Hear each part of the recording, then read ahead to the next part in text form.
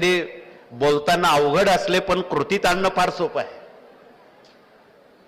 मग कपाळावरून परीक्षा आहे, नाकावरून आहे, डोळ्यावरून आहे, भुवयांवरून आहे.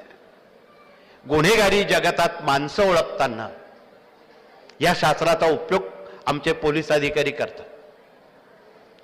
ज्या मुलांची आपल्या डोळ्याखाली वरती असणाऱ्या ज्या भुवया आहेत त्या खूप रफ टफ जाडजूड असतील, अशा व्यक्ती गुन्हेगारी क्षेत्राकडे लवकर वळतात. चांगले संस्कार झाले तर टाळतात, पण संस्कार झाले नाही अशा व्यक्ती गुन्हेगारी क्षेत्र निवडतात. म्हणून फेस रिडिंग आहे, कपाळावरून परीक्षा आहे. मोठ्या कपाळाची माणसं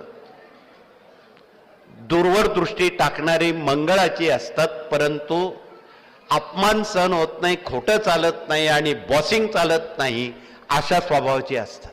त्याला मोठ्या कपाळाची माणसं. त्या कपाळावर हसताना बोलताना आठ्या पडतात बघा.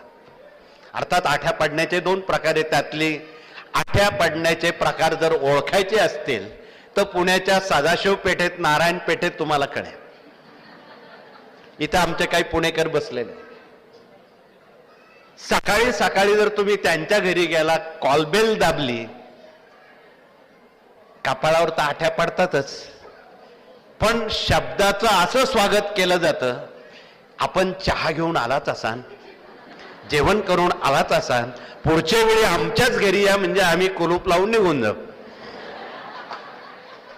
अशी संकुचित भाषा, संकुचित शास्त्र हे आपण जगतामध्ये रोज बघत आहात.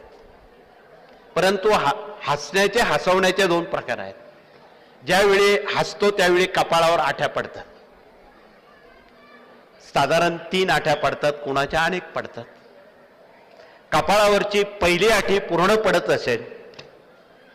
विद्यार्थ्यांच्या बाबत बोलायचं झालं तर अशा विद्यार्थ्यांकडे IAS, IPS किंवा वरिष्ठ IAS अधिकारी म्हणून किंवा कलेक्टर दर्जाचा अधिकारी म्हणून त्याचा नावलौकिक होतो, अर्थात अभ्यास केला तर. नंबर 2ची आठी पूर्ण पडत असेल. तंत्र, यंत्र, उपकरण, अभियंते मिलाय वैसा म्हाताऱ्यासारखी आणि तरुणासारखी असतं.